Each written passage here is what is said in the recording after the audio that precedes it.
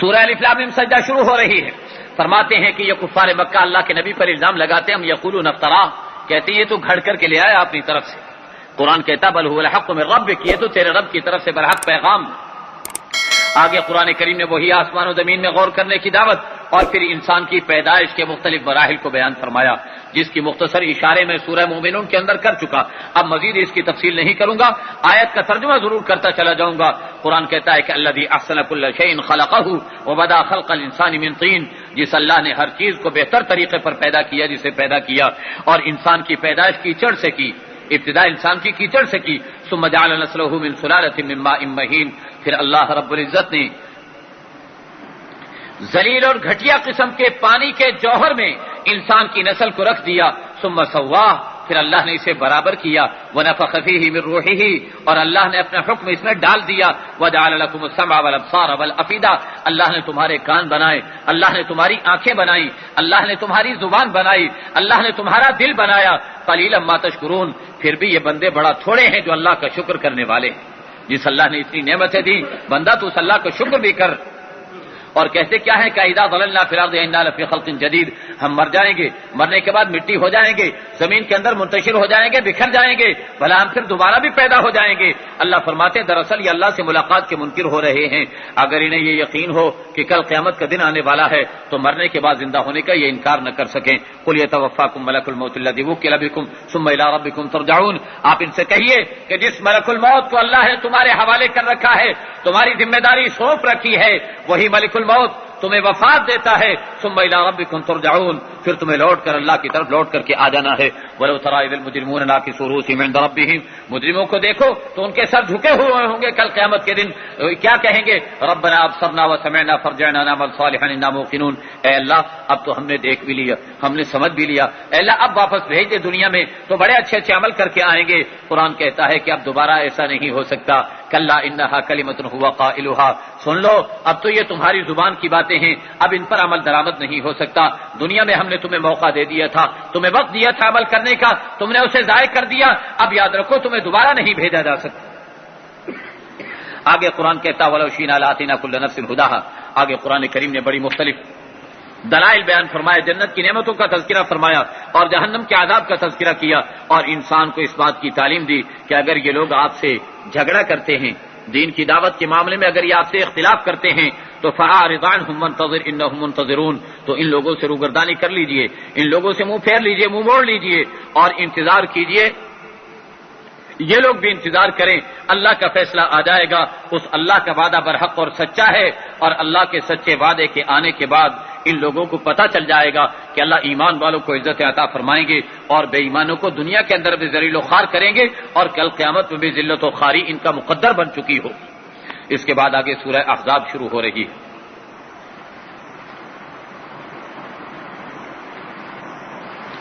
سورہ احزاب چونکہ مدنی سورت ہے، بڑے مشکل مضامین ہوں گے، لیکن میں زیادہ تفصیل میں نہیں جاؤں گا، اختصار کے ساتھ آگے بڑھنا ہے. منزل ہماری بہت لمبی جا چکی، اس بنا پر اختصار سے بات کروں گا. سورہ احزاب میں دو غزوات کا تذکرہ، دو جہادوں کا تذکرہ کیا ہے. ایک تو غزوہ احزاب کا تذکرہ، دوسرا غزوہ بنو قریظہ کا تذکرہ. بنو قریظہ یہودیوں کا ایک خاندان تھا، ان سے جنگ کی گئی تھی اسلام کی طرف سے، مسلمانوں کے ساتھ مسلمانوں کی جنگ ہوئی تھی نبی کریم صلی اللہ علیہ وسلم کی قیادت میں. تو یہ دو غزوات کا تذکرہ اللہ کے نبی نے، اللہ رب العزت نے قرآن کریم میں کیا ہے. اس کے علاوہ بھی بہت سارے مسائل، جن میں متبنہ کا مسئلہ بھی قرآن نے بیان کیا، منہ بولے بیٹے کا مسئلہ، اور زہار کا مسئلہ بھی بیان کیا. جیسے بعض لوگ اپنی بیویوں کے بارے میں قسم کھا لیتے ہیں، اس کا مسئلہ بھی قرآن کریم نے بیان کیا. اسی طریقے پر ازواج مطہرات کے لیے کچھ احکام اللہ نے دیے، اور پردے کے احکام اس صورت کے اندر بیان فرمائے گئے. اور اسی طریقے پر اس صورت کے اندر دعوت کے آداب بیان کیے گئے، اور مسلمانوں کو باہمی طور پر ایک دوسرے کے ساتھ رہنے کے آداب بتائے گئے ہیں، اور پردے کے احکام بھی صورت کے اندر نقل فرمائے گئے ہیں. اور اسی طریقے پر نبی کریم صلی اللہ علیہ وسلم کے اوپر درود پاک پڑھنے کا حکم بھی دیا گیا ہے. اس لیے ایک دفعہ ذرا بآواز بلند روشی پڑھ لیجئے. اللهم صل علی سیدنا و مولانا محمد عبدک و رسولک وصل علی المؤمنین والمؤمنات والمسلمین والمسلمات وبارک علی سیدنا و مولانا محمد و ازواجہ و ذریاتہ. تو اس طریقے پر اس صورت نے بہت سارے مسائل کو چھیڑا اور بیان کیا ہے. قرآن کہتا ہے یا ایھا النبی اتق اللہ، اے نبی اللہ کا تقوی اپنے اندر پیدا کر لیجئے. ولا تطع الکافرین والمنافقین، اور کافروں کی اطاعت نہ کریں، منافقوں کی اطاعت نہ کریں. ان اللہ کان علیما حکیما، اللہ خوب جاننے والے اور خوب حکمت والے ہیں. واتبع ما یوحی الیک من ربک، اور اتباع کیجئے اس کی جو تیرے رب کی طرف سے آپ کی طرف وحی کی گئی ہے.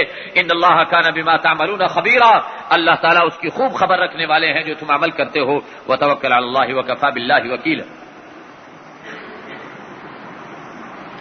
ایک مشرک تھا اس زمانے میں، بڑا ذہین اور سمجھدار، جو سنتا یاد کر لے. لوگ جب اس سے پوچھتے کہ بھائی تو اتنا یاد رکھتا ہے کیا بات ہے، کہنے لگا میرے دو دل ہیں، دو دل میرے سینے میں اللہ نے رکھے ہیں، اس بنا پر میں ہر بات کو یاد رکھتا ہوں. قرآن کہتا ہے کہ ما جعل اللہ لرجل من قلبین فی جوفہ، یہ اللہ کا نظام ہی نہیں، کسی بندے کے دو دل تو اللہ نے بنائے ہی نہیں سرے سے. وما جعل ازواجکم اللائے تظاہرون منہن امہاتکم وما جعل ادعیاکم ابناکم، آگے فرمایا کہ جن عورتوں کو تم ماں کہہ دیتے ہو، عورت کو اپنی بیوی کو ماں کہہ دینا یہ شریعت کی اصطلاح میں زہار کہلاتا ہے. فرمایا کہ تم اپنی بیوی کو ماں کہتے ہو حالانکہ وہ تمہاری ماں بن ہی نہیں سکتی، بیوی بھلا ماں کیسے بن جائے گی، لہذا وہ ماں نہیں بنتی. اس کا حکم کیا ہے؟ اس کا حکم یہ ہے کہ 2 مہینے کے مسلسل روزے رکھے جائیں، تب جا کر کے وہ بیوی اس پر حلال ہوگی. اور بھی اس کے احکام آگے جا کے آئیں گے سورہ مجادلہ میں، تو وہاں مزید تفصیل بیان کی جائے گی. اور پھر فرمایا کہ جنہیں تم منہ بولے بیٹے بناتے ہو وہ تمہارے بیٹے نہیں کہلا سکتے. ادعوہم لآبائہم، انہیں ان کے والدین سے منسوب کرو، اپنے ساتھ منسوب نہ کرو. آج کل دنیاوی مفادات کی خاطر، جائیداد کی خاطر بچوں کی غلط نسب بنا دیے جاتے ہیں. بیٹا کسی اور کا اپنے نام پر لکھوا دیا جاتا ہے، بیٹا اپنا کسی دوسرے ذمہ دار کے نام پر لکھوا دیا جاتا ہے. یہ سارے کے سارے ناجائز افعال ہیں. بعض اوقات میں نے دیکھا کہ بعض لوگ بچوں کو سعودیہ لے جانے کے لیے، دوسرے ملکوں میں لے جانے کے لیے جھوٹے ناموں سے دوسرے کے باپ، دوسرے کا نام باپ کے طور پر لگا کر کے اور انہیں ناموں پر بنا کر کے اور ویزا حاصل کر کے باہر لے کر کے چلے جاتے ہیں. یہ سارے کے سارے افعال قرآن کے خلاف ہیں. قرآن کہتا ہے ادعوہم لآبائہم ھو اقسط عند اللہ، انہیں ان کے والدین کی طرف منسوب کرو، یہی اللہ کے نزدیک قرین انصاف ہے.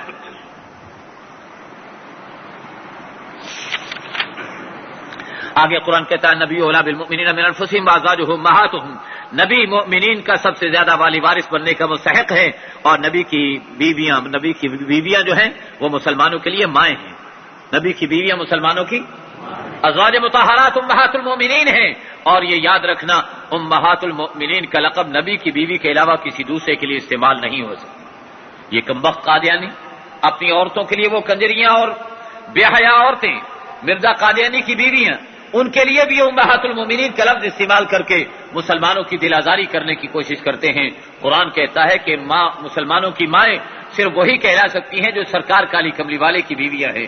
یہ انہی کی خوبی اور انہی کا کمال ہے کہ اللہ نے انہیں یہ نعمت عطا فرمائی ہے. وَأُولُو الْأَرْحَامِ بَعْضُهُمْ أَوْلَىٰ بِبَعْضٍ فِي کتاب اللہ، اولو الارحام کے بارے میں اللہ نے ان کے حصوں کے بارے میں کچھ اشارہ فرما دیا. آگے پھر اس کے بعد قرآن کریم ذکر فرما رہا ہے غزوہ احزاب کا. غزوہ احزاب بھی بڑا عجیب و غریب غزوہ تھا. اس کے اندر مسلمانوں پر بڑی تکلیفیں اور مشقتیں آئی تھیں اور مسلمان بڑے پریشان تھے. پہلی بات تو یہ ہے کہ اس میں خندق کھودنی پڑی کیونکہ کافر زیادہ تھے، مسلمان تھوڑے تھے. چنانچہ حضرت سلمان فارسی کے مشورے سے حضور صلی اللہ علیہ وسلم نے خندق کھودنے کا فیصلہ کر لیا. آج تک اس خندق کے نشانات وہاں پر مساجد بنی ہوئی ہیں، اس سے ان کے نشانات کا پتہ چلتا ہے. یہ خندق جبل سلا سے لے کر کے جبل احد تک درمیان میں کھودی گئی تھی اور یہ ساری کی ساری بڑی لمبی چوڑی خندق تھی. اسی موقع پر اللہ کے نبی علیہ الصلوۃ والسلام نے وہ کدال چلائی تھی جس کدال کے نتیجے میں اس میں سے چنگاریاں نکلی تھی. تو اللہ کے نبی نے فرمایا تھا کہ اضیت لی قصور بصرہ، مجھے شام کے علاقے میں بصرہ کے محلات دکھا دیے گئے. گویا یہ بتا دیا کہ میری امت کی حکمرانی اللہ وہاں تک پہنچا دیں گے. جب اللہ کے نبی نے یہ فرمایا تو منافقین کی تو عادت ہوتی ہے نا، کوئی ایک بات مل جائے تو لے کر کے اٹھیں گے، بیٹھیں گے، چلائیں گے، شور مچائیں گے اور ساری دنیا میں ڈھنڈورا پیٹتے پھریں گے. چنانچہ وہ لے کر کے چلا اٹھے، کہہ رہے دیکھو تو صحیح، دشمن سے ڈر رہے ہیں اور باہر نکلنے کی ہمت نہیں پڑتی، خندقیں کھود کر اپنے آپ کو بچا رہے ہیں اور شور کیا مچا رہے کہ ہماری حکومت شام تک پہنچ جائے گی اور ہماری حکومت وہاں تک پہنچے گی، یہاں تک پہنچے گی. تو قرآن ایمان والے کیا کہتے ہیں؟ قرآن کہتا ہے کہ ایمان والوں کے ایمان میں اس سے اضافہ ہوا اور بے ایمانوں کی بے ایمانی کے اندر اس سے اضافہ ہوا. اور قرآن کریم کہتا ہے کہ اس وقت تمہارا حال تو یہ تھا کہ تم لوگ بڑے پریشان تھے، لیکن اللہ رب العزت نے تمہاری مدد فرمائی۔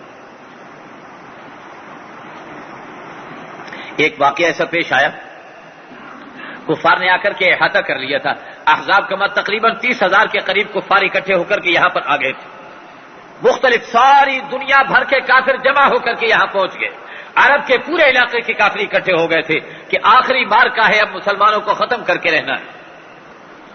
چنانچہ ان لوگوں نے محاصرہ کیے رکھا تقریباً 1 مہینے تک، مسلمان بڑے پریشان ہو گئے، مسلمانوں کے لیے بڑی پریشانی کے مراحل آئے، اندرونی پریشانیاں کہ اندر سے یہودی تنگ کریں، بیرونی پریشانیاں کہ باہر سے مشرکین تنگ کریں، اب یہ کیا کریں، کہاں جائیں؟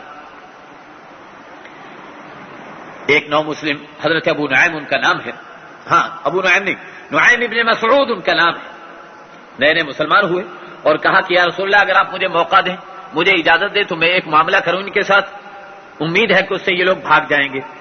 حضور نے فرمایا کہ کرو، یہ تو جنگ کا مسئلہ ہے، یہاں تو مسئلہ نہیں، یہاں تو جب لڑائی ہو رہی ہے تو لڑائی کے اندر تو ہم انہیں ہر طریقے پر نقصان پہنچا سکتے ہیں، لہذا تم جیسے بھی انہیں نقصان پہنچا سکتے ہو کرو۔ تو اس نے کہا یا رسول اللہ مجھے اجازت دے دیجیے، ہو سکتا ہے مجھے کچھ غلط بیانی سے کام لینا پڑے۔ اللہ کے نبی نے فرمایا کہ تمہیں اجازت ہے۔ یہ پہلے گئے یہودیوں کے پاس اور یہودیوں سے کہا کہ یہ مشرکین آ کر کے انہوں نے باہر ڈیرا لگا رکھا ہے اور حملہ کرتے نہیں، کیا بات ہے؟ وہ کہنے لگے کہ یار سمجھ میں ہماری بھی نہیں آ رہی ہے۔ نعیم بن مسعود اپنے خاندان کے بڑے سردار تھے، لہذا وہ ان کو سمجھتے تھے اور ان کو پتا تھا کہ ابھی تک مسلمان نہیں ہوئے، وہ سمجھتے تھے کہ یہ کافر ہیں اور یہ نو مسلم اسلام میں داخل ہو چکے تھے۔ کہنے لگے کہ یار سمجھ میں ہماری بھی نہیں آ رہی کہ اتنی دور سے یہ لوگ آ کے پڑے ہیں اور حملہ کیوں نہیں کرتے؟ اس نے کہا اصل بات کیا ہے، تم تو ہو مدینے کے رہنے والے، یہ ہیں باہر کے رہنے والے، یہ چاہتے ہیں کہ تمہاری لڑائی لگ جائے اور یہ چھوڑ کے بھاگ جائے، تم نے رہنا ہے یہاں پر، بھلا تم بتاؤ کہ وہ تو بھاگ جائیں گے چھوڑ کر لڑائی ڈلوا کر کے اور تم یہاں پڑے اندر ہی اندر لڑتے رہو گے، اس لیے سوچ سمجھ کر کے معاملہ کرنا۔ انہوں نے کہا کہ پھر کیا کریں؟ انہوں نے کہا آسان طریقہ یہ ہے کہ تم جاؤ ان کے پاس، مشرکین مکہ کے پاس، اور ان سے جا کر کے یوں کہو کہ دیکھو لڑتے کیوں نہیں؟ وہ کہیں گے کہ تم لڑو، تو تم ان سے کہنا کہ ہم تب لڑیں گے جب تم اپنے 10 آدمی بطور ضمانت کے ہمارے پاس رکھ دو، ہم تمہارے 10 آدمی یرغمال بنائیں گے، کیونکہ ہمیں شک ہے کہ تم جنگ کے اندر بھاگ جاؤ گے تو ہم 10 آدمی رکھیں گے، اگر تم بھاگے تو ان کو قتل کریں گے۔ انہوں نے کہا کہ یہ بڑی اچھی تجویز تو نے بتائی بھائی، کہنے لگے لو پھر کل ہم ایسے ہی کریں گے۔ ادھر سے حضرت نعیم بن مسعود فارغ ہو کر کے کافروں کے پاس چلے گئے، وہ بھی ان کو جانتے تھے کہ یہ کافر ہے، حالانکہ مسلمان ہو چکے تھے، یہ ان کے پاس گئے، کہنے لگے کہ بھائی کیا بات ہے، لڑتے کیوں نہیں، حملہ کیوں نہیں کرتے، 1 مہینہ ہو گیا پڑے پڑے تم لوگوں کو، کیا بات ہے؟ وہ کہنے لگے کہ پتہ نہیں کیا بات ہے، یہ یہودیوں نے ہمیں بلوا تو لیا، پہلے شور مچاتے تھے کہ آؤ آؤ ہم آ گئے اور 1 مہینے سے پڑے ہیں، وہ لڑنے کے لیے قدم ہی اٹھا رہے۔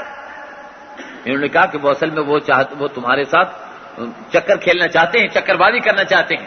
نے کہا کیا؟ کہنے لگا کہ وہ تمہارے آدمی لے کر کے قتل کریں گے، دیکھ لینا وہ آئیں گے تم سے آدمی مانگنے کے لیے اور وہ تمہارے آدمی کو قتل کرنا چاہتے ہیں، خبردار ان کو جو آدمی دیے تم نے۔ دوسرے دن یہودیوں کا وفد پہنچ گیا مشرکین کے پاس، کہا کہ بھائی لڑتا کیوں نہیں؟ انہوں نے کہا تم لڑو، وہ کہنے لگے نہیں تم لڑو، آپس میں تو میں ہونے لگی، کہنے لگے ہم جب لڑائی شروع کریں گے جب تم اپنے 10 آدمی ہمارے پاس یرغمال رکھو گے۔ انہوں نے کہا ہم نہیں رکھتے، ہم تمہارے باپ کے نوکر ہیں جو ہم رکھیں، ہم نہیں تمہیں دیں گے آدمی۔ انہوں نے کہا کہ ہم تمہارے آدمی لے کر کے رہیں گے۔ بس یہ آپس میں سر پھٹابل شروع ہو گیا اور ان کے اندر آپس میں جنگ چھڑ گئی، وہ ان سے الگ ہو گئے، وہ ان سے کہنے لگے ہم تمہارے ساتھ نہیں، وہ کہنے لگے ہم تمہارے ساتھ نہیں، اور ادھر سے اللہ کا عذاب آ گیا، اللہ کی طرف سے مدد آ گئی اور اللہ رب العزت نے ہوا چلا دی، ہوا ایسی ٹھنڈی چلائی، ایسی ٹھنڈی ہوا چلائی کہ اس ہوا کے ذریعے سے مشرکین کے خیمے اکھڑ گئے اور ان کی ہنڈیاں الٹ پلٹ ہو گئی، اور انہوں نے جو چولہے جلا رکھے تھے وہ آگ اڑ اڑ کر کے انہی کے خیموں میں جل کر کے ان میں آگ لگنی شروع ہو گئی۔ اللہ رب العزت کی طرف سے عذاب آ گیا ان لوگوں پر، اور اس طریقے پر یہ لوگ یہاں سے بھاگ کھڑے ہوئے، ان کے قدم اکھڑ گئے۔ اللہ رب العزت نے اب کہہ دیا کہ حضور صلی اللہ علیہ وسلم کو کہ یہ یہودی دشمن ہیں جنہوں نے ان مشرکین کو بلایا تھا، اس لیے چلو چل کر کے یہودیوں کو صفایا کرو۔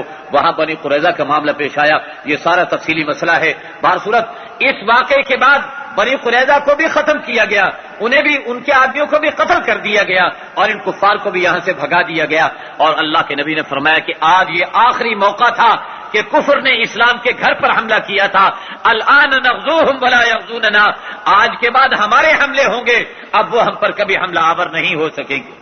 اس دن کے بعد سے پھر مسلمانوں کے حملے چلے. آگے قرآن کریم نے موقع ہوتا تو ان آیات کی میں تفسیر و تشریح کرتا. ابھی ایک اور جگہ جانا ہے, وہاں ختم. السلام علی سید الرسل و خاتم الانبیاء, اما بعد. سورہ سبا سے آج بیان شروع ہوگا. سورہ سبا مکی سورت ہے اور اس میں زیادہ تر مرنے کے بعد زندہ ہونے کے موضوع کو اجاگر کیا گیا ہے.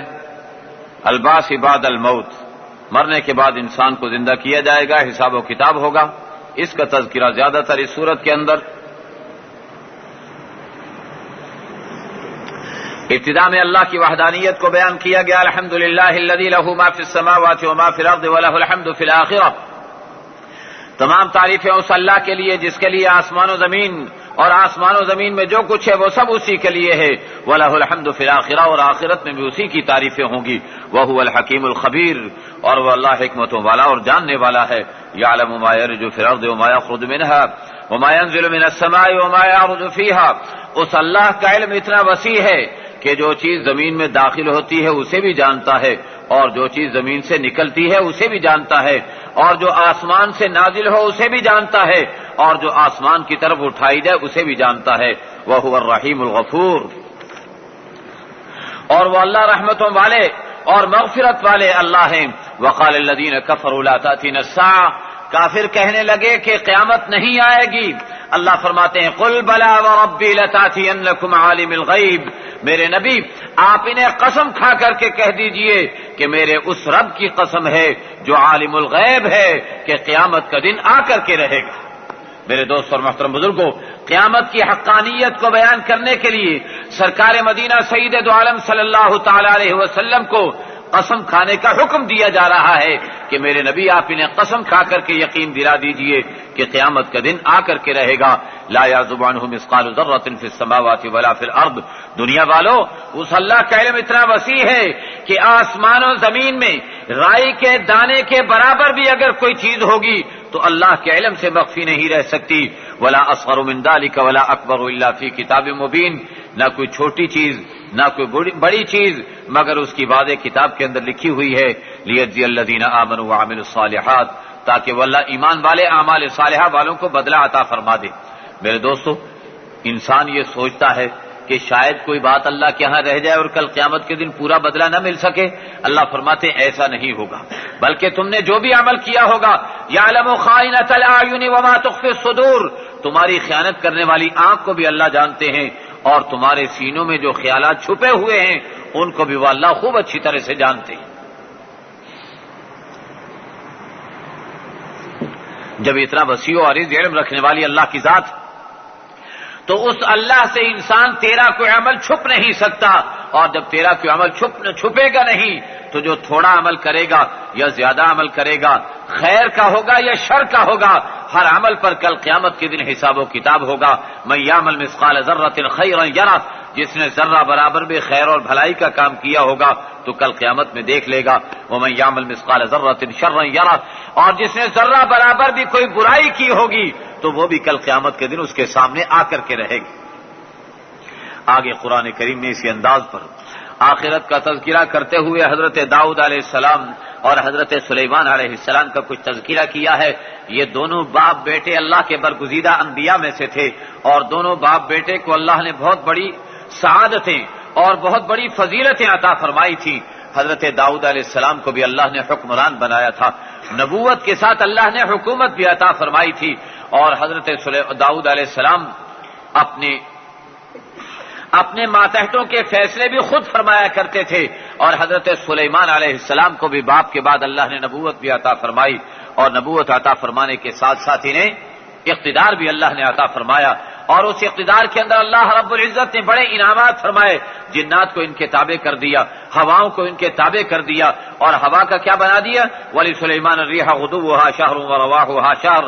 اللہ رب العزت نے ہوا کو سلیمان علیہ السلام کے لیے ایسا تابع کر دیا تھا کہ وہ صبح کو ہوا پر سوار ہو کر کے 1 مہینے کی مسافت صبح کے وقت کے اندر طے کر لیا کرتے تھے, اور شام کو بھی ہوا کے دوش پر سوار ہو کر 1 مہینے کی مسافت صرف شام کے وقت کے اندر طے کر لیا کرتے تھے.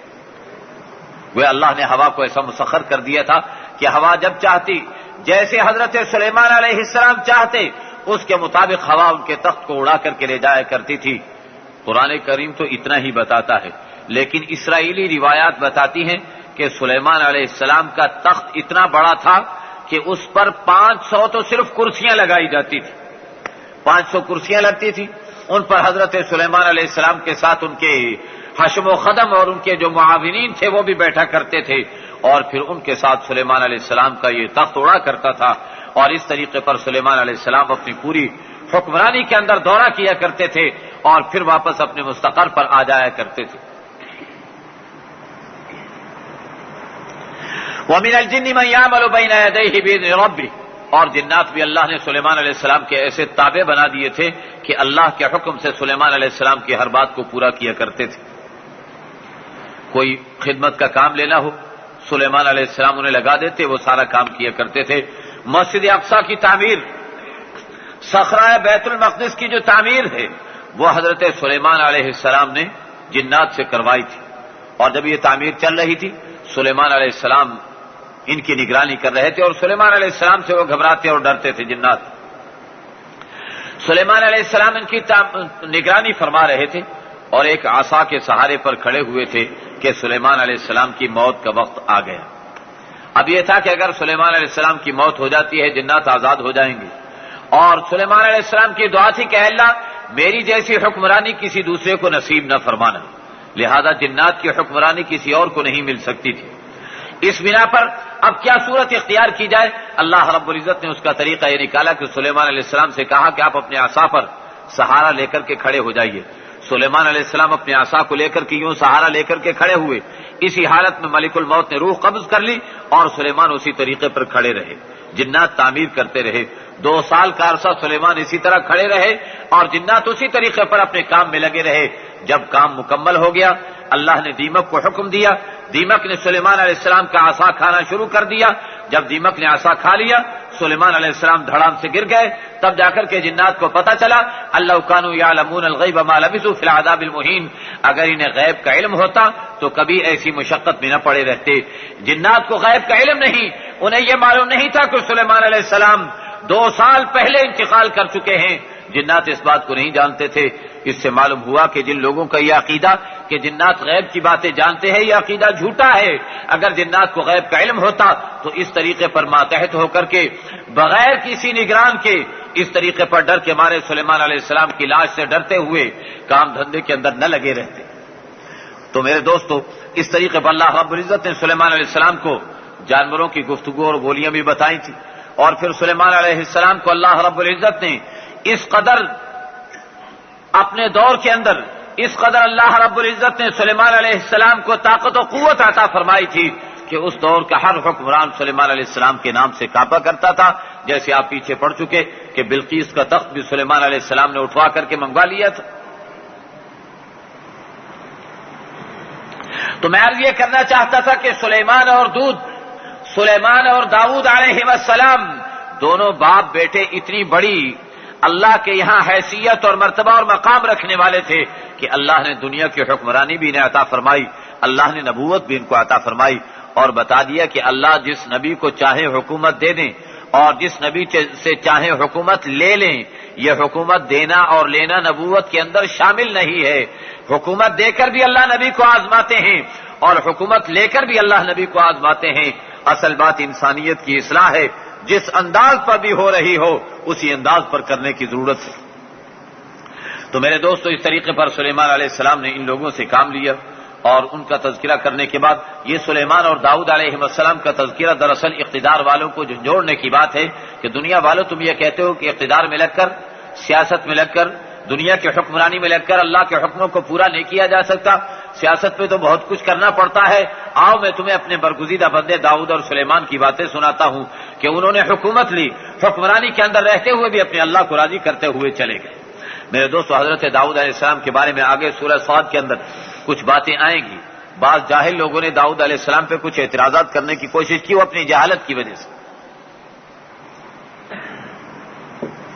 موقع بن سکا تو وہاں کچھ اشارہ کرتا چلا جاؤں گا، ورنہ عصمت انبیاء کے موضوع پر جو میں باتیں کر چکا ہوں آپ حضرات کے علم میں ہوگا کہ ایک طرف نبی کی عزت اور اس کی شان کو بھی پیش نظر رکھنا ہے، دوسری طرف قرآنی الفاظ کو بھی پیش نظر رکھنا ہے، اور تیسری طرف عقل کو بھی مد نظر رکھنا ہے۔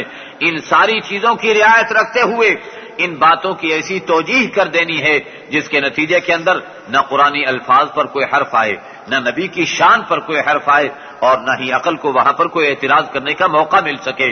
اور ہمارے علماء اہل سنت نے یہ کارنامہ بڑی خوش اسلوبی سے انجام دے کر کے بتایا ہے، اور ان کی تفاسیر اس بات کو بڑی وضاحت کے ساتھ سمجھاتی۔ آگے اللہ رب العزت نے قوم سبا کا تذکرہ فرمایا۔ سبا ان بادشاہوں کا نام ہے، یہ بادشاہ تھے یمن کے علاقے کے رہنے والے، جن کی حکمرانی کے اندر اس قدر امن و امان تھا اور اس قدر خوشحالی اور سرسبزی و شادابی تھی، ایسے باغات تھے کہ ان کے بارے میں آتا ہے کہ اگر باغ کے نیچے سے کوئی شخص ٹوکرا لے کر کے نکل جائے، اتنے کثرت سے پھل لگتے تھے کہ وہ خود بخود ٹوٹ کر جو پھل گرا کرتے ہیں، وہی ایک آدمی ٹوکرا لے کر کے گزرے تو خود بخود ٹوٹنے والے پھلوں سے اس کا ٹوکرا جو ہے وہ بھر جایا کرتا تھا۔ اتنی خوشحالی اور سرسبزی و شادابی ان کے اندر پائی جاتی تھی ان کے ہاں، لیکن ان لوگوں نے اللہ کو ناراض کیا۔ انہوں نے کیا کیا؟ بند باندھ رکھے تھے، اور بندوں کے ذریعے سے پانی کو روکتے تھے، پانی کو روک کر اس کے ذریعے سے آبپاشی کا کام لیا کرتے تھے، اور کہتے کیا تھے کہ یہ بند ہم نے باندھے ہیں اور ہم نے یہ کارنامہ سر انجام دیا ہے۔ اللہ رب العزت نے کیا کیا؟ اللہ نے چوہے مسلط کر دیے، ان چوہوں نے بندوں کے اندر سوراخ کر دیے، بلیں بنا لی، اور جب پانی کا ریلا زوردار آیا تو ان بلوں میں سے نکل کر بند کو بھی بہا کر کے لے گیا اور ان کی بستیوں کو بھی بہا کر کے لے گیا۔ اللہ فرماتے ہیں کہ لوگوں، اگر اللہ کو راضی نہ کیا جائے، اللہ کو ناراض کر لیا جائے، تو تمہاری زراعت اور تمہاری آبپاشی کا نظام تمہارے کسی کام نہیں آ سکتا۔ اگر اللہ ناراض ہے تو ساری کائنات تم سے ناراض ہو جائے گی۔ خدا فرماتے ہیں لقد کان لسبأ فی مسکنہم آیہ، قوم سبا کے بارے میں، ہاں قوم سبا کے لیے ان کی رہائش کے اندر آیت و نشانی موجود تھی۔ جنتان عن یمین و شمال، باغات ان کے دائیں اور بائیں۔ کلوا من رزق ربکم واشکروا لہ، کھاؤ اپنے رب کے رزق کو اور اس کا شکر ادا کرو۔ بلدۃ طیبۃ ورب غفور، بڑا پاکیزہ شہر ہے اور رب بڑا معاف کرنے والا ہے۔ فاعرضوا فارسلنا علیہم سیل العرم، اللہ فرماتے ہیں ان لوگوں نے اعراض کیا تو اللہ رب العزت نے ان پر سیلاب بھیج دیا، اور جو سیلاب بھیجا وبدلناہم بجنتیہم جنتین ذواتي اکل خمط وعسل وشیء من سدر قلیل، اللہ فرماتے ہیں وہ جو سیلاب آیا تو اس سیلاب کے نتیجے کے اندر ان کے باغات جو تھے وہ جھاؤ کے درختوں کے اندر منتقل ہو گئے۔ ایسے درخت، وہ باغات تو اجڑ گئے اور اس کے بعد وہاں پر ایسے ایسے درخت پیدا ہو گئے جن کو نہ کوئی جانور کھا سکتا ہے اور نہ کسی انسان کے کسی کام آ سکتے ہیں۔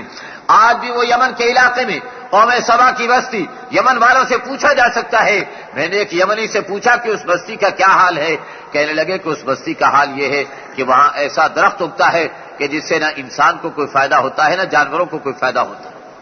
میرے دوستو، جب اللہ ناراض ہوا کرتے ہیں تو بندوں پر یہ عذاب مسلط فرما دیا کرتے ہیں۔ رب کائنات فرماتے ہیں ذالک جزیناہم بما کفروا، ان کے کفر کی وجہ سے ہم نے ان کو یہ سزا دی تھی۔ وہل نجازی الا الکفور، اور ہم تو ناشکروں کو ایسی ہی سزا دیا کرتے ہیں۔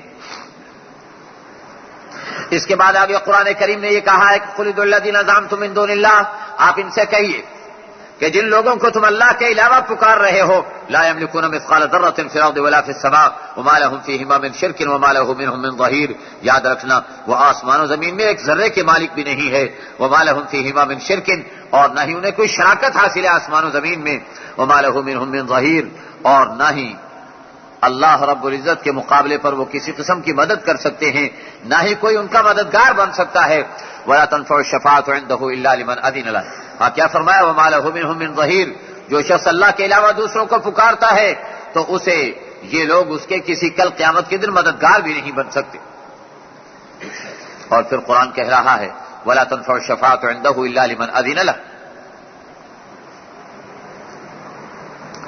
اللہ کے یہاں کسی کی سفارش بھی کارآمد نہیں ہوگی، ہاں جسے اللہ اجازت دیں گے وہ سفارش کر سکے گا۔ قل من یرزقکم من السماوات والارض، لوگوں تمہیں آسمان و زمین میں رزق دینے والا کون ہے؟ قل اللہ وإنا وإياكم لعلى هدى أو في ضلال مبين، فرمایا کہ آپ انہیں جواب دے دیجئے کہ اللہ ہی ہے، اور پھر یہ بتا دیجئے کہ ہم اور تم، ہم ہدایت پر ہیں، تم لوگ کھلی ہوئی گمراہی میں ہو۔ آگے پھر قرآن کریم نے کچھ آخرت کے واقعات اور آخرت میں جو مجرمین کے درمیان آپس میں بحث و تبحیث ہوگی، دراصل ہوگا کیا کہ جب ان لوگوں کو جہنم میں ڈال دیا جائے گا تو پھر ایک دوسرے پر الزام لگائیں گے. جیسے آج کے حزب اختلاف اور حزب اقتدار کا طریقہ ہوتا ہے نا کہ حزب اختلاف والے حزب اقتدار پر الزامات لگائیں گے اور حزب اقتدار والے حزب اختلاف پر الزامات لگائیں گے, کریں گے خود, نام ڈالیں گے دوسرے پر سارے کا سارا. بالکل یہی انداز آپ جہنم کے اندر دیکھیں گے, دو پارٹیاں اور دو جماعتیں بن جائیں گی. اور وہ کیا کہیں گی؟ وقال الذين كفروا لن نؤمن بهذا القرآن ولا بالذي بين يديه. کافر لوگ کہتے ہیں کہ ہم اس قرآن پر ایمان نہیں لائیں گے اور نہ ہی اس پر ایمان لائیں گے جو اس سے پہلی کتابیں گزری ہیں. ولو ترى إذ الظالمون موقوفون عند ربهم. آپ اگر ان کو دیکھیں اس وقت جبکہ یہ ظالم لوگ اپنے رب کے سامنے کھڑے کر دیے جائیں گے, یرجع بعضهم الى بعض القول, آپس میں ایک دوسرے سے بحث و تمحیص کر رہے ہوں گے. یقول الذين استضعفوا للذين استكبروا لولا انتم لكنا مؤمنين. کمزور لوگ کہیں گے اپنے لیڈروں سے کہیں گے کہ اگر تم لوگ نہ ہوتے تو ہم ایمان والے بن جاتے. تو وہ لوگ کیا کہیں گے؟ وہ بڑے بڑے لیڈر کہیں گے کہ نحن صددناکم عن الہدی بعد اذ جاءکم بل کنتم مجرمین. ہم نے تھوڑی تمہیں روکا تھا ہدایت کے آنے کے بعد, تم تو خود ہی مجرم تھے. وقال الذين استضعفوا للذين استكبروا. یہ کمزور لوگ پھر عوام عامت الناس جو ہے وہ اپنے لیڈروں سے کہیں گے, متکبرین سے کہیں گے, بل مکر اللیل والنہار اذ تأمروننا ان نکفر باللہ ونجعل له اندادا. یہ تو دنیا کا نظام ہی ایسا تھا کہ تم ہمیں حکم دیتے تھے کہ ہم اللہ سے کفر کریں اور اللہ کے ساتھ ہم شریک ٹھہرائیں. اور وَأَسَرُّوا النَّدَامَةَ لَمَّا رَأَوُا الْعَذَابَ. اور پھر یہ کیا کریں گے؟ ان کی ندامت اور ان کی پشیمانی عذاب کو دیکھنے کے بعد ان کے اندر ظاہر ہونے لگ جائے گی. وَجَعَلْنَا الْأَغْلَالَ فِي أَعْنَاقِ الَّذِينَ كَفَرُوا. اور ان کافروں کی گردنوں کے اندر ہم طوق ڈال دیں گے. هَلْ يُجْزَوْنَ إِلَّا مَا كَانُوا يَعْمَلُونَ. کیا ان لوگوں کو اس کے علاوہ بھی بدلہ مل سکتا ہے؟ جیسی کرنی ویسی بھرنی وہاں پر ملے گی. وَمَا أَرْسَلْنَا فِي قَرْيَةٍ مِّن نَذِيرٍ إِلَّا قَالَ مُتْرَفُوهَا. جب بھی کسی بستی کے اندر کوئی نبی ہم ڈرانے والا بنا کر کے بھیجتے ہیں تو اس بستی کے مالدار لوگ کہتے ہیں کہ انا بما ارسلتم به کافرون. تم جو کچھ لے کر کے آئے ہو ہم اس کا انکار کرنے والے ہیں. وقالوا نحن اکثر اموالا واولادا وما نحن بمعذبین. کہتے کیا ہے کہ ہمارا مال بھی زیادہ اور ہماری اولاد بھی زیادہ, لہذا ہمیں کوئی عذاب نہیں دے سکے گا. قل ان ربی یبسط الرزق لمن یشاء ویقدر. آپ کہہ دیجئے کہ مال کا اضافہ یا مال کی کمی تمہارے ہاتھ میں نہیں بلکہ اللہ کے دائرہ اختیار میں ہے. جسے چاہتے ہیں وہ رزق دیتے ہیں, جس پہ چاہتے ہیں تنگ کر دیتے ہیں. ولکن اکثر الناس لا يعلمون. اسی انداز پر قرآن کریم اپنے رب کائنات کی توحید کی نشانیاں اور توحید کے دلائل دے رہا ہے. آگے قرآن کریم یہ کہتا ہے کہ ان لوگوں نے اللہ کے لیے رشتہ داریاں ثابت کرنے کی کوشش کی. وَيَوْمَ يَحْشُرُهُمْ جَمِيعًا ثُمَّ يَقُولُ لِلْمَلَائِكَةِ أَهَٰؤُلَاءِ إِيَّاكُمْ كَانُوا يَعْبُدُونَ. اللہ رب العزت قیامت کے دن ان سب کو جمع کریں گے, پھر فرشتوں کو کہیں گے کہ ارے یہ لوگ تمہیں کو پوجتے تھے نا. قالوا سبحانك انت ولينا من دونهم. تو فرشتے کیا کہیں گے کہ اللہ نہیں تو پاک ہے, تو ہی ہمارا سرپرست ہے ان لوگوں کے علاوہ. بل كانوا يعبدون الجن. یہ لوگ تو جنات کی عبادت کرتے تھے, ہمیں پوجتے نہیں تھے. اکثرهم بهم مؤمنون. اللہ رب العزت بتا یہ رہے ہیں کہ فرشتے بھی اتنے ڈر اور خوف میں کل قیامت کے دن ہوں گے. تو انسانوں تمہارا کیا حال ہونا چاہیے, تمہیں کس طریقے پر اللہ رب العزت سے ڈرنا چاہیے. قل انما اعظكم بواحدة ان تقوموا لله مثنى وفرادا ثم تتفكروا ما بصاحبكم من جنة. آپ ان سے کہہ دیجئے کہ میں تمہیں واعظ کر رہا ہوں, نصیحت کر رہا ہوں. اور کیا نصیحت کر رہا ہوں کہ تم دو کھڑے ہو, ایک کھڑے ہو, لیکن غور و خوض کرو کہ ما بصاحبکم من جنہ. تمہیں جو نبی تمہارے پاس بھیجا گیا ہے وہ مجنون دیوانہ اور پاگل نہیں ہے, بلکہ ان هو الا نذیر لکم بین یدی عذاب شدید. وہ تو تمہیں ڈرانے والا بن کے آیا ہے اس بڑے عذاب سے پہلے. اور میرے نبی آپ ان سے کہہ دیجئے کہ ما سألتکم من اجر. میں تم سے کسی اجر مزدوری کا مطالبہ نہیں کرتا. ان اجری الا علی اللہ. میرا اجر تو اللہ کے ذمہ ہے. بتا یہ دیا کہ دین کا کام خالص اللہ کے لیے کرو, کسی دنیا کی امید پر نہ کرو, تو اللہ رب العزت تمہیں ہر قسم کا اجر عطا فرمائیں گے.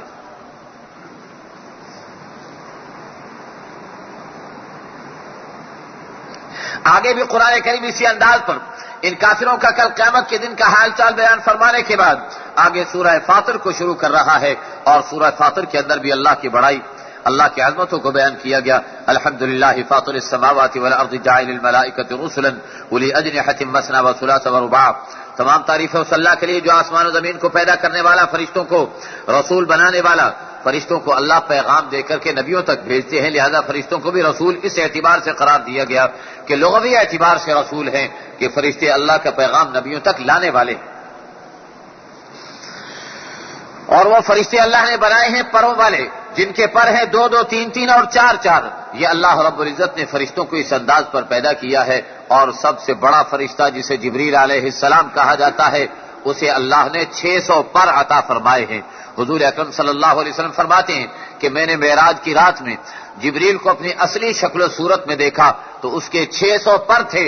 اس کا سر عرش معلیٰ تک لگ رہا تھا اور اس کے پاؤں تحت الثری تک جا رہے تھے اور اس کے پر 600 پر تھے اور ایک پر آپس میں 2 پروں کے درمیان مشرق اور مغرب کا فاصلہ تھا.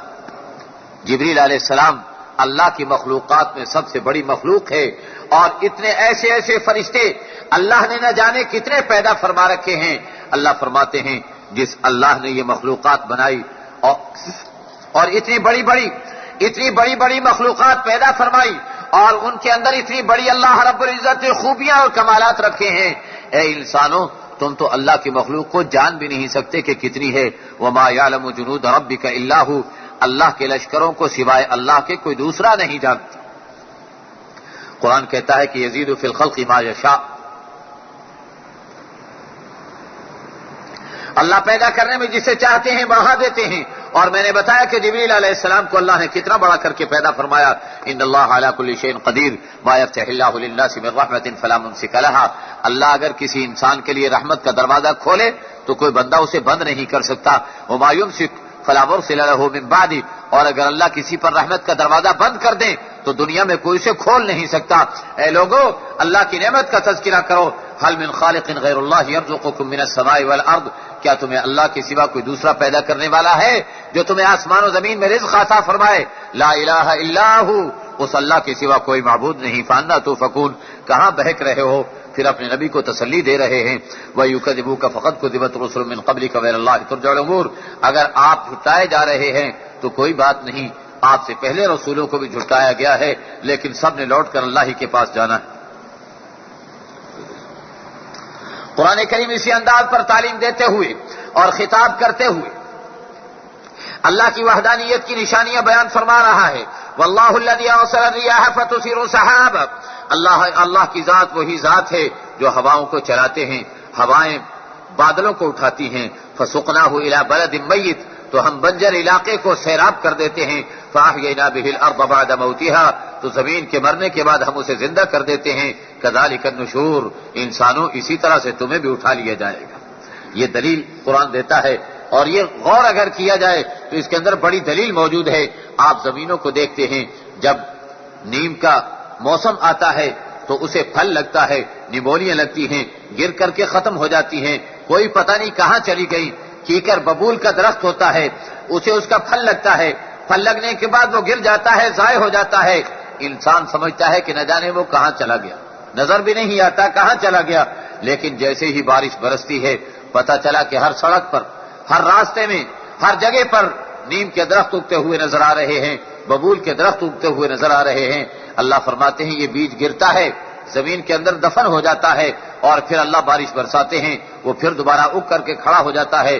ایسے ہی انسان تو بھی زمین کے اندر جائے گا اور کل قیامت کے دن تجھے بھی دوبارہ اٹھا کر کے کھڑا کر دیا جائے گا. کہتے ہیں لوگ یہ کہتے ہیں کہ جی پھر آج کیوں نہیں انسان نکل آتا؟ بھائی اب کیوں نہیں انسان قبروں سے نکل کر کے کھڑا ہو جاتا؟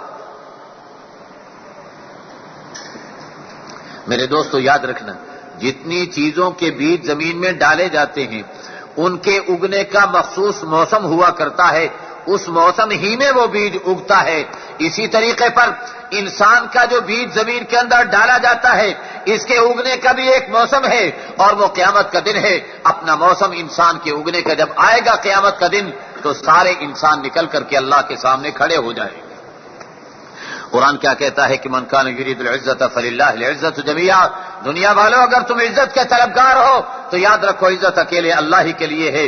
الیہ یصعد الکلم الطیب والعمل الصالح یرفعہ. اچھی باتیں اسی اللہ کی طرف اٹھائی جاتی ہیں. اعمال صالحہ بھی اسی اللہ کی طرف لے جائے جاتے ہیں. والذین یمکرون السیئات لهم عذاب شدید. جو لوگ بدکاری کرنے والے ہیں ان کے لیے بڑا عذاب ہے. وَمَكْرُ أُولَٰئِكَ هُوَ يَبُورُ.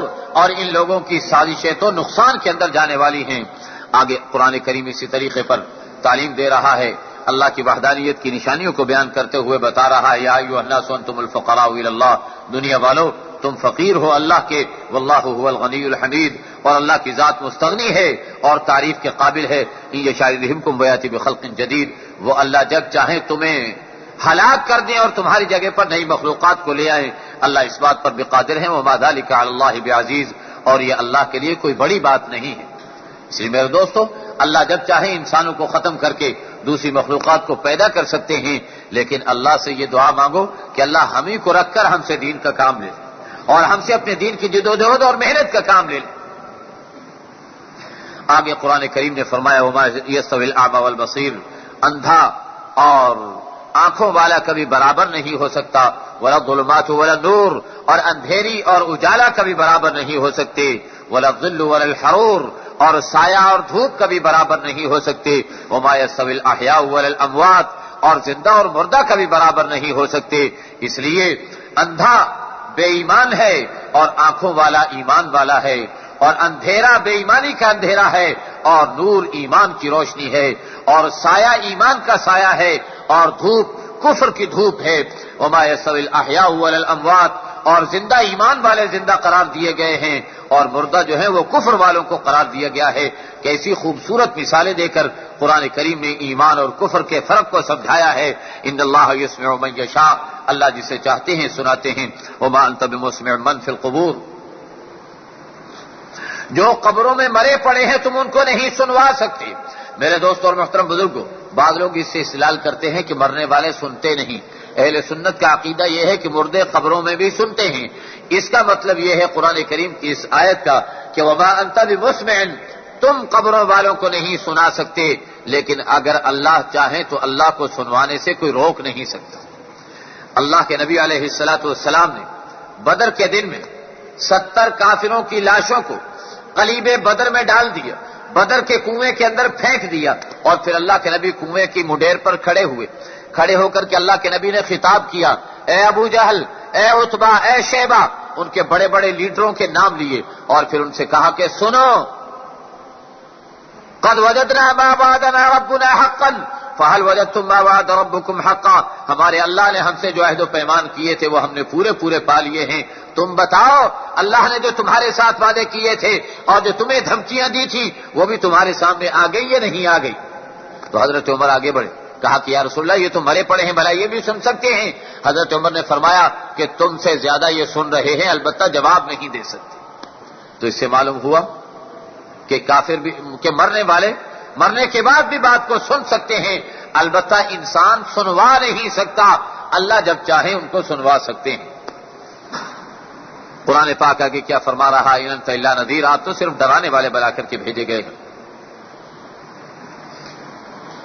آگے پھر قرآن کریم نے اللہ کی وحدانیت کی مثالیں دے کر اور اس کے دلائل پیش فرمانے کے بعد یہ بتایا ہے کہ قرآن پاک، قرآن کریم کو پڑھنے والے اور قرآن کریم کو سننے والے، قرآن کریم کو پڑھ کر اس پر عمل درآمد کرنے والے، دل چاہتا ہے کہ ان آیتوں کی وضاحت کروں، اس لیے کہ قرآن کی مبارک مجلس میں آپ لوگ بیٹھ رہے ہیں، اللہ ہمیں قرآن کی مجلس کا صحیح احترام کرنے کی توفیق نصیب فرما دے۔ قرآن سننے والوں کی جو صفات قرآن نے بیان کی ہیں ان صفات کو سنیے، اللہ میرے اندر بھی اور آپ حضرات کے اندر بھی انہیں پیدا کر دیں۔ ان الذین یتلون کتاب اللہ، جو لوگ اللہ کی کتاب کی تلاوت کرتے ہیں، واقاموا الصلاۃ، اور نماز کو قائم کرتے ہیں۔ اب کتاب اللہ کو پڑھنے سننے والوں کی صفات آ رہی ہے کہ کتاب اللہ کو پڑھنے سننے والے کون ہیں؟ اقاموا الصلاۃ، وہ لوگ نماز کو قائم کرنے والے، انفقوا مما رزقناہم سرا وعلانیہ، اور اللہ کے راستے میں خیرات کرتے ہیں، یرجون تجارۃ لن تبور، اللہ کے ساتھ ان کا ایسی خرید و فروخت اور ایسی تجارت ہو رہی ہے جس میں کبھی نقصان اور گھاٹا نہیں ہے، لیوفیہم اجورہم ویزیدہم من فضلہ، تاکہ اللہ انہیں ان کا بدلہ پورا پورا عطا فرمائے اور اپنے فضل سے ان کو اضافہ فرما دے۔ علماء نے لکھا ہے ہر عمل پر بدلہ تو ملے گا، لیکن اپنے فضل سے اضافے کا کیا مطلب ہے؟ علماء فرماتے ہیں کہ اللہ کے فضل کے اضافے کا مطلب یہ کہ کل قیامت کے دن ایمان والوں کو، قرآن پڑھنے والوں کو اللہ اپنا دیدار کروائیں گے، اپنی زیارت سے مشرف فرمائیں گے۔ یہ ہے اللہ کے فضل کا اضافہ۔ جب کل قیامت کے دن اللہ کی زیارت سے ایمان والے مشرف ہو کر کے آئیں گے تو ان کے چہروں پر ایسے نور برس رہے ہوں گے، جب واپس لوٹ کر کے آئیں گے تو ان کی بیویاں کہیں گی کہ جیسے تم گئے تھے تو کچھ اور صورتحال تھی، لیکن واپس لوٹے ہو تو تمہاری خوبصورتی میں اضافہ ہو چکا ہے۔ وہ کہیں گے کیوں نہ اضافہ ہوتا کہ آج ہم رب کائنات کی زیارت کر کے آ رہے ہیں۔ آگے قرآن کہتا ہے انہ غفور شکور، وہ اللہ غفور بھی ہے شکور بھی ہے. غفور کے معنی معاف کرنے والا، شکور کے معنی قدردان. معاف کرنے والا جو تم سے کمی کوتاہی ہو گئی وہ معاف کر دے گا، اور قدردان یہ کہ جیسا ٹوٹا پھوٹا کرو گے وہ اللہ اپنی شان کے مطابق بنا کر کے قبول فرما لے گا. انہ غفور شکور. والذی اوحینا الیک من الکتاب هو الحق مصدقا لما بین یدیہ، وہی اللہ جس نے کتاب نازل فرمائی، حق کے ساتھ کتاب کو اتارا جو کہ برحق اور سچی کتاب ہے. ان اللہ بعبادہ لخبیر بصیر، اللہ اپنے بندوں کو خوب اچھی طرح سے دیکھنے والے اور جاننے والے ہیں. ثم اورثنا الکتاب الذین اصطفینا من عبادنا، اللہ فرماتے